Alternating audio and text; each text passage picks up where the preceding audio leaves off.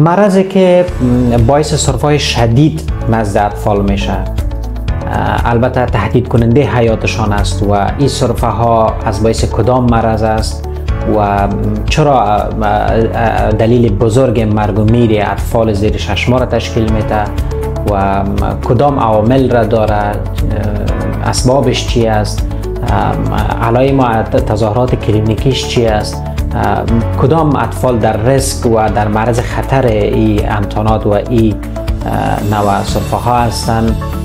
البته اختلاطش و همچنان تشخیص تفریقیش و تداویش و همچنان جلوگیریش چی است،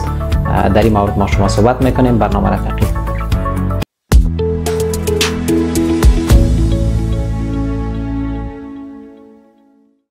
پرتوزیس یا ووپینگ کف یا سیاه‌سرفه به عنوان حاد طرق تنفسی گفته میشه که پرتوزیس به معنی انتنس کف یا سرفه شدید که اشخاص سیاه و کبود میشه، بنابر همین دلیل به نام سیاه‌سرفه میگن، یعنی سرفه هایی که باعث کبودی و سیاهی اشخاص میشه. عاملش بورداتیلا پرتوزیس است که عامل همگیریش هست و بورداتیلا پاراپرتوزیس است که این عامل گاه به گاهی سیاه‌سرفه است. البته در ابتدا بورداتیلا هولمیسی هم پیشنهاد شد که باعث سیاه‌سرفه میشه و این سرفه های شدید نداشت در قبال و بعدا سرفه ها هم این امتحان پیدا کرد. و بورداتیلا برانکوسپتیکا نوع دیگهش است که عامل حیوانی است، یعنی افرادی که با حیوانات سر و کار دارن یا از طریق حیوانات منتقل میشه، این هم عامل سیاه‌سرفه است. البته بزرگترین عاملش بورداتیلا پرتوزیس و پاراپرتوزیس است که عامل پاتوژنی که هم انسان ها و هم حیوانات را درگیر میسازن می باشد. در سال 2007 14 میلیون افراد مبتلا ساخت و البته در 2014 24.1 میلیون فرد به سیاه‌سرفه مبتلا شدند که در این میان 1,6,700 واقعه مرگ و میر ثبت شد که چقدر در کشورهای عقب مانده ثبت نشده، این واقعات گزارش داده نشده می باشه که البته این واقعات بود که WHO را ثبت کرده بود. باید بگوییم که ویروس ها هم باعث سرفه های دوامدار و تشنجی و تشدیدی نزد افراد میشن که مثل ادینو ویروس، انترو ویروس، انفلوئنزا، پارا انفلوئنزا، حتی مایکوپلازما که ویروس هم نیست میتونه که باعث سرفه شدید و تشنجی نزد افراد شود. البته از لحاظ مرضایی یا از لحاظ پاتوژنسیس باید بگوییم که یک امتحان بسیار خرد، سختگیر، گرم منفی است. کسایی که سیاه‌سرفه دارن مبتلا میشن و یا از طریق قطرات هوایی 100% قابل انتقال است، یعنی 100% ساری است. بنابراین این امتحانات به صورت مزمن اشخاصی را با خود انتقال نمیتن و همچنان دوامدار در هوای آزاد زنده بوده نمیتونه و هنگامی که جستجو شوه برای کسایی که سیاه‌سرفه دارند، زمانی که جستجو بکنیم یک از اعضای خانوادهشان مثل برادر، مثل خواهر، پدر، مادر، یکی از اعضای فامیلشان این سیاه‌سرفه را تجربه کرده که برای اطفالشان این مرض را انتقال داده. البته از لحاظ تظاهرات کلینیکی باید بگوییم که 3 پایه اساسی کلینیکی داره که به صورت کلاسیک پیشنهاد شده: کاترال فاز یا کاترال استیج، پاروکسیسمال استیج و کنوالسنت استیج است. کاترال فاز یا کاترال استیج مرحله نزله‌ای است که این خاموشانه سیر میکنه، یک یا 2 هفته را در بر میگیره، به صورت مخفیانه و بی سر و صدا سیر میکنه که اشخاص ریزش می داشته باشند، آبریزی از بینیشان و همچنان افرازات چشمی می داشته باشند یا صدایشان بلندتر و خشنتر میشه و بی سر و صدا سیر میکنه یک یا 2 هفته و بعد از او اینا سرفه های خشک پیدا میکنن. سرفه های به صورت متوسط و شدید زمانی که پیدا میکنه اینا گرفتگی تنفسی پیدا میکنن، نفسشان قید میشه و مجرای تنفسی نیمه باز میشه. حتی زمانی که سرفه ها شدت میگیره و در اوجش میرسه اینا استفراغات و دلبدی پیدا میکنن و همچنان این افراد در جریان سرفه های بسیار شدید اینا سیاهی و کبودی پیدا میکنن که یک از دلایل گذاشتن سیاه‌سرفه نامش به می دلیل است که یا سیاهی و کبودی در اوج سرفه‌های شدت پیدا میکنند که این مرحله پاروکسیسمال یا مرحله تشنجیش 2 تا 6 هفته را در بر میگیره که این اشخاص سرفه ها می داشته باشد. البته بعد از مرحله تشدیدی یا مرحله طغیانی که اینا سرفه های شدید دارن، این مرحله نقاهت یا مرحله بهبودی که به نام convalescent stage یا convalescent فاز هم میگن، این مرحله پیش میاد که سرفه ها استیصد کم میشه و اشخاص به طرف بهبودی میره که در مجموع 3 فاز کلینیکیش بود که بر شما گفته شد که فاز کاترال 1 یا 2 هفته را در بر میگیره، فاز پاروکسیسمال یا تشدیدیش 2 تا 6 هفته را در بر میگیره و فاز کنوالسن یا بهبودیش 1 یا 2 هفته را در بر میگیره. یعنی ماها این سیاه‌سرفه حمل میشه توسط اشخاص. البته اشکال متناقض هم داره که گاهی مرحله نزله‌ایش کوتاه‌تر است، مرحله تشدیدی و مرحله بهبودیش طولانی‌تر است در نزد جوانان. و البته باید بگویم که افراد و اشخاص یا اطفالی که واکسین شده باشن این مرحله کوتاه‌تر هم میتونه که در این اشخاص باشه. البته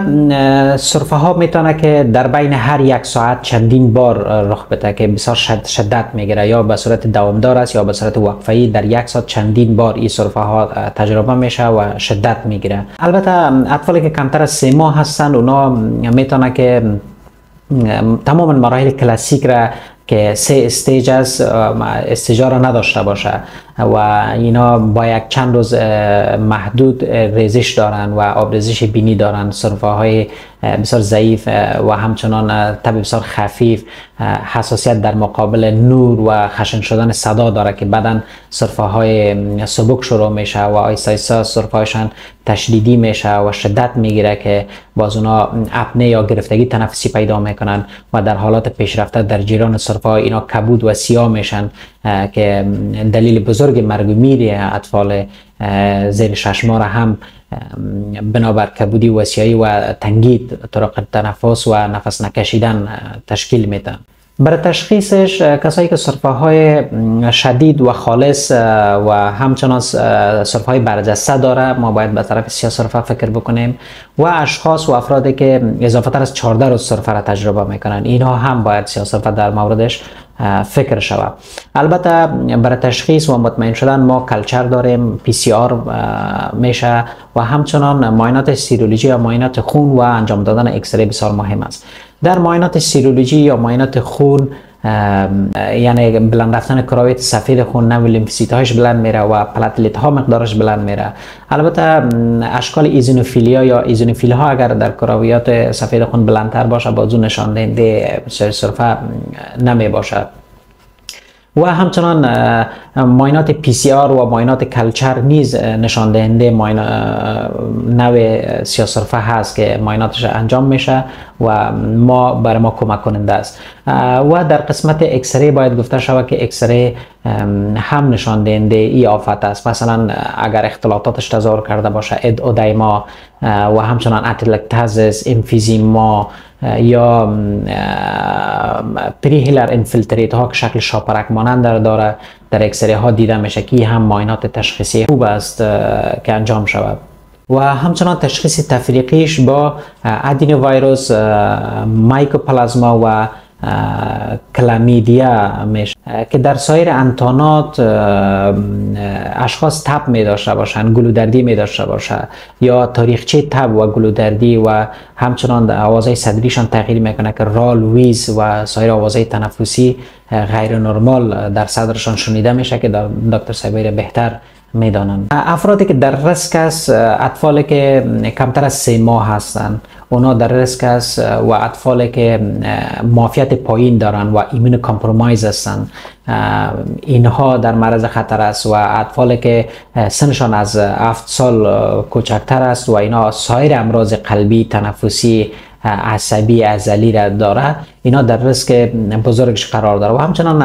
اشخاصی که اختلاطی میشه، این مرض زمانی که اختلاطی میشه اشخاص در ریسک خطر است و برای کمک کردنش باید فامیل ها ضربان قلب اطفال، ضربان تنفسشان و همچنان تغذیهشان، ارزیابیشان و همچنان مواظبت بکنن ایزولیشن یا جداسازی شوی افراد، ماسک پوشیدن و از تماس کانتکت و یا تماس مستقیم با افرادی که سیاه‌سرفه داره یا اشخاصی که سیاه‌سرفه داره با بقیه اعضای فامیل کانتکت مستقیم نداشته باشه و از طریق قطرات هوایی چون انتقال میکنه، باید این مواظبت ها صورت بگیره. و همچنان در شفاخانه کسایی که بستر میشن باز بعدا اونجا افراد هست جهت مراقبت، مثلا در این افراد اگر اینا خورد و نوش کرده درست نمیتونن دفعتا اقدام به انداختن انجی تیوب یا پایپ از راه دهن و بینی نشه چون اینا صرفایشان تشدید میشه، یا به اصطلاح سکشن یا پاککاری طرق تنفسیشان مثل بندش ها که زمان پیدا میشه این سکشن نباید صورت بگیرد چون ریسک بندش و اپنه نزدشان بسیار بلند است، بنانی صورت نگیره. و در قسمت اختلاطاتش باید بگویم که اختلاطات از این میتونه که اپنه باشه، برادیکاردی باشه یا کاردیوجنیک شاک از باعثش باشه یا پولمونری هایپرتنشن در این افراد تأسس میکنه یا فتقه های مغبنی یا فتقه های سروی نزدشان زیاد است، خونریزی های دماغی که وقات به ندرت انداخت میته ولی میتونه که یک اختلاطش باشه. دیگه خونریزی های چشمی که نشانه های از خونریزی های چشمی و قسمت های علوی بدن که نشانه های از خونی دیده میشه در این افراد برجسته است. همچنان ششهایشان عوا میگیره که اودایما، انفیزیما پیدا میکنن و اتلکتازیس نزدشان تأسس میکنه. این اختلاطات میتونه که در این افراد موجود باشه. و همچنان سکندری انفکشن که مثل اوتایتیس میدیا یا التهاب گوش متوسط و نمونیای ثانوی نزد افراد بسیار واقعاتش زیاد است که مواظبت و مراقبت صورت بگیره. انجام دادن معاینات ایکوکاردیوگرافی یا معاینات تلویزیونی قلب نزد افراد بسیار مهم است چون فشار شریان ریوی نزد اینا بلند میره و پولمونری هایپرتنشن یا بلند رفتن فشار شریان ریوی یا صدریشان میشه که باید این معاینات نزد افراد حتما انجام شود. اکسچنج ترانسفیوژن و لوکوفریزیس که کرویات سفید خون سطحش پایین آورده شود باید و پلاتلیت هایی که بلند رفته سطحش پایین آورده شود. این معایناتی است که نزد اشخاص اجرا میشه. برای جلوگیری نمودن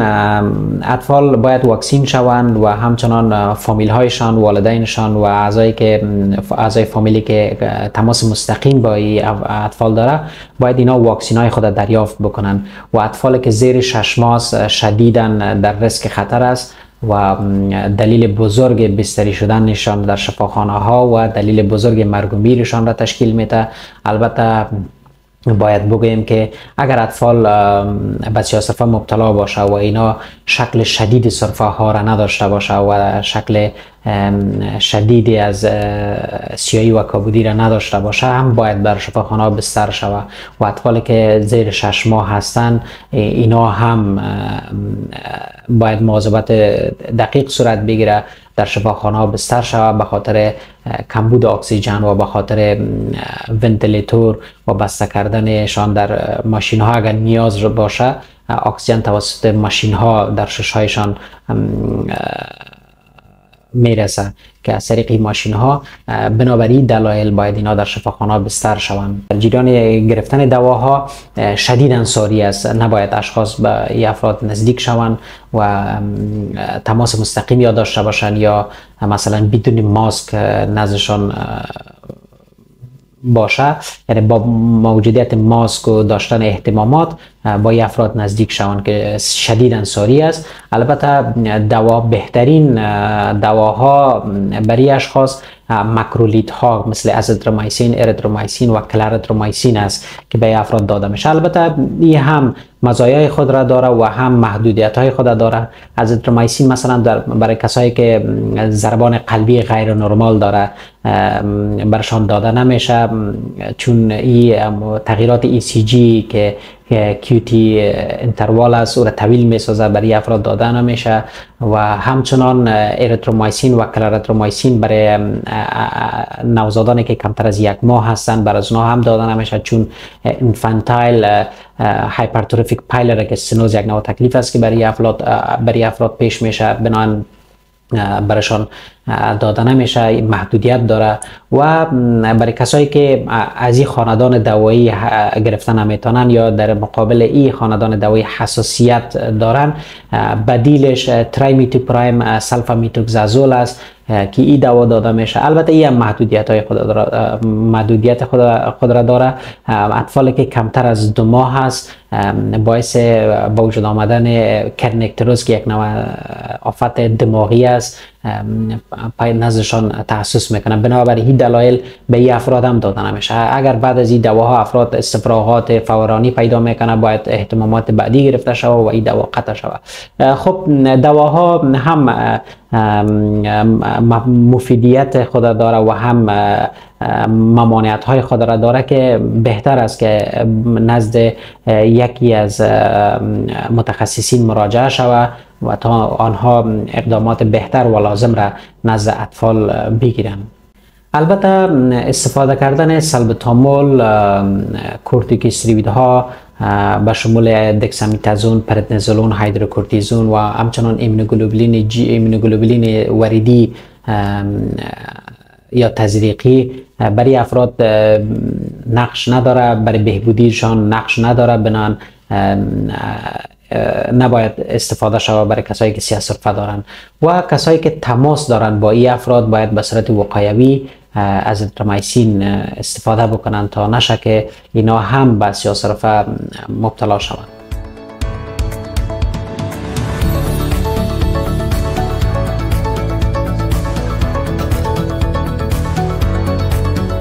البته یک معلومات مختصر و کوتاه بود. امید نفع برده باشین.